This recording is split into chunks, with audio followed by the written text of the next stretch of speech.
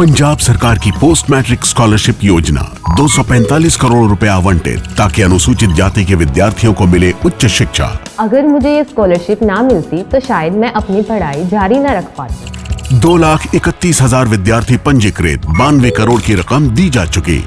मैं AI/ML हमेशा से पढ़ना चाहता था। अगर स्कॉलरशिप नहीं होती तो मैं कभी भी एडमिशन नहीं ले पाता इस कोर्स में। मुख्यमंत्री भगवंत सिंह मान की कोशिशों से पंजाब बन रहा है रंगला पंजाब। नमस्कार, मैं हूं संजीव श्रीवास्तव। आप देख रहे हैं 4PM news network. Madhya Pradesh की लाडली बहनों को एक तगड़ा झटका लगने जा रहा है। क्या है पूरा मामला, क्या है पूरा मसला, बताऊंगा आपको इस वीडियो में। धैर्य से देखिएगा, सुनिएगा। लेकिन उसके पहले मैं स्मरण कराना चाहूंगा कि मध्य प्रदेश में साल 2023 में विधानसभा चुनाव के दौरान ये जो लाडली बहनें हैं, ये गेम चेंजर साबित हुई थी। और मध्य प्रदेश में ऐसा माना गया था, जो विधानसभा के चुनाव हुए थे 2023 में, न केवल मध्य प्रदेश बल्कि राजस्थान, छत्तीसगढ़ सहित कुल 5 राज्य थे जहां 2023 में ये जो राज्य विधानसभा के चुनाव हुए थे, उसमें जो मध्य प्रदेश की सूरत हाल थी, हालत भारतीय जनता पार्टी की खस्ता मानी जाती थी। लेकिन ये जो एक शानदार वापसी भारतीय जनता पार्टी ने मध्य प्रदेश में की थी, तो वो की थी लाडली बहनों के माध्यम से।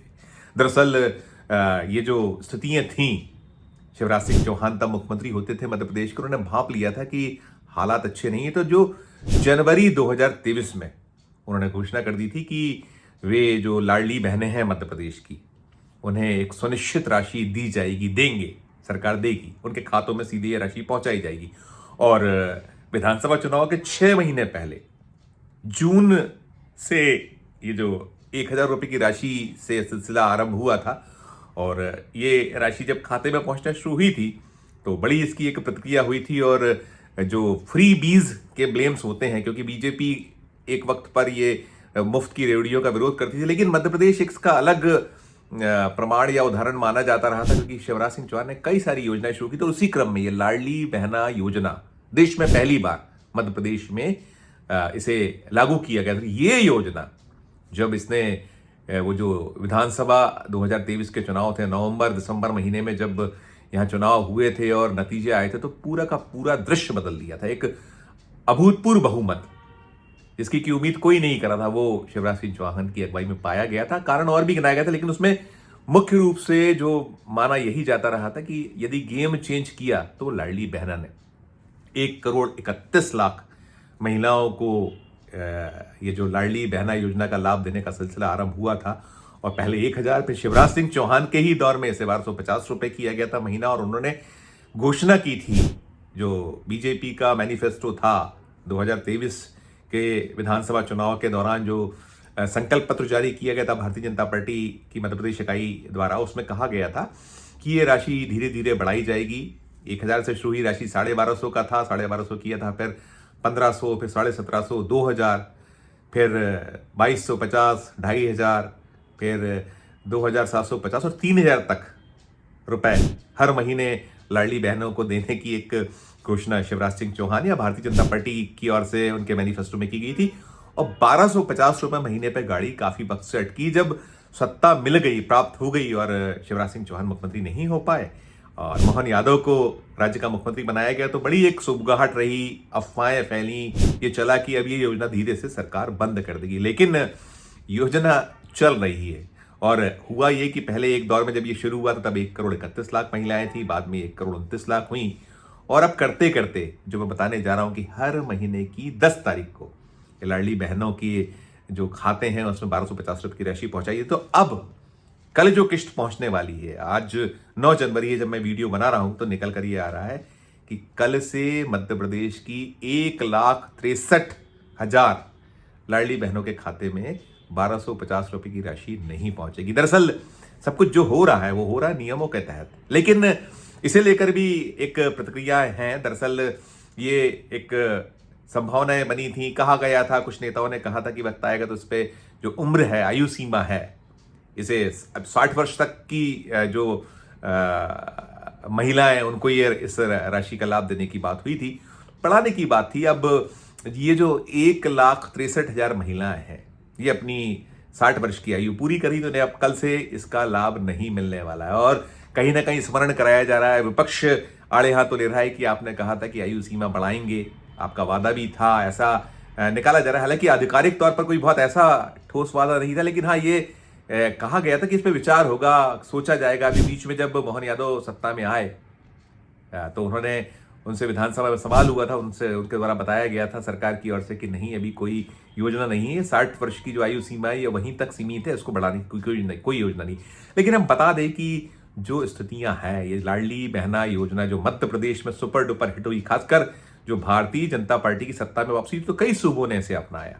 हमने देखा, हमने पाया है। उसके बाद जो कई राज्यों में चुनाव हुए, झारखंड में वो एक योजना लागू हुई तो वहां पर उस योजना का लाभ मिला। फिर यही स्कीम को लागू किया गया महाराष्ट्र में, लड़की बहना, वहां एक गेम चेंज हुआ। और अभी कई सूबे ऐसे हैं, अभी दिल्ली के जब चुनाव हो रहे हैं विधानसभा के, तो दिल्ली के चुनावों में यही मसला, यही मुद्दा छाया हुआ है। केजरीवाल ने अपनी घोषणा की 21 रुपये महीना देंगे, उधर भारतीय जनता पार्टी ने घोषणा कर रखी कि यदि वो सत्ता में आई तो 25 रुपये महीना दिया जाएगा। और ये भी हुआ है कि वहां जो भारतीय जनता पार्टी के नेता तो बाकायदा पैसे बांटते हुए दिखाई दिए, राशि दे रहे थे, उसको लेकर बड़ा विवाद चला, बहुत हंगामा हुआ, शिकवे हुए, शिकायतें हुई, तमाम चला। तो ये जो एक स्कीम है बहना, लाडली बहना, इसे कहीं लाड़की बहना, कहीं मैया सम्मान योजना, अलग अलग नामों से इसे लागू किया जाता रहा है। और जैसा दिल्ली में भी चल रहा है। लेकिन अभी मध्य प्रदेश में ये जो मसला है, मामला है कि कल से बहुत बड़ी तादाद में 1,63,000 जो ये इसकी लाभार्थी महिलाएं थी, वो उन्हें ये लाभ नहीं मिल पाएगा। और वैसे जो मामला है, लाडली बहना योजना ने मध्य प्रदेश के खजाने की एक गत कर रखी है, उसकी हालत खस्ता है, क्योंकि लगभग 1600 करोड़ रुपए महीना इन बहनों को केवल ये इस योजना के लाभ देने में 1250 रुपये महीना जो जा रहा है उस पर व्यय हो रहा है 1600 करोड़ रुपये। तो अगर साल में इसको जोड़कर देखा जाए तो करीब 19,000 करोड़ रुपए,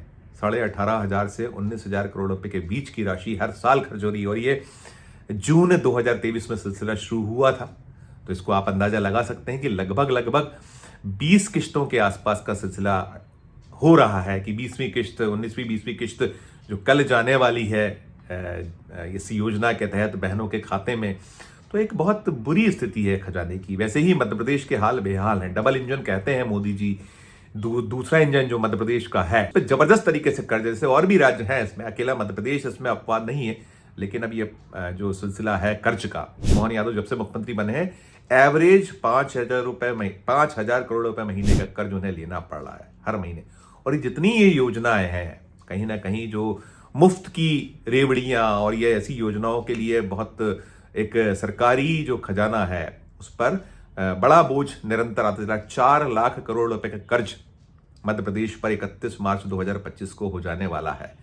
तो अब जो हालात हैं, स्थितियां हैं, और कर्ज के मामले में भारत सरकार, मोदी सरकार भी पीछे नहीं है। भले ही मोदी जी कहे कि हिंदुस्तान 5वीं इकोनॉमी हो जाएगा, 3री इकोनॉमी बन जाएगा, और तमाम सपने दिखाएं, वादे करें, तमाम एक 2047 का भारत और नामालूम क्या क्या, लेकिन छुपा नहीं है कि जो मुफ्त बांटने का सिलसिला है भारत सरकार पर, जो एक दिसंबर 2024 तक के आंकड़े थे उसके अनुसार 212 लाख करोड़ से ज्यादा का कर्ज हो चुका था, ये निकला हुआ था। और वो कुछ कर्ज और जुड़ना था, तो वहां भी एक बड़ा कर्ज है। और बहुत सारे ऐसे सूबे हैं, कई सारे राज्य हैं जहां हाल बेहाल है, हालात काबू से बिल्कुल निकलते चले जा रहे हैं।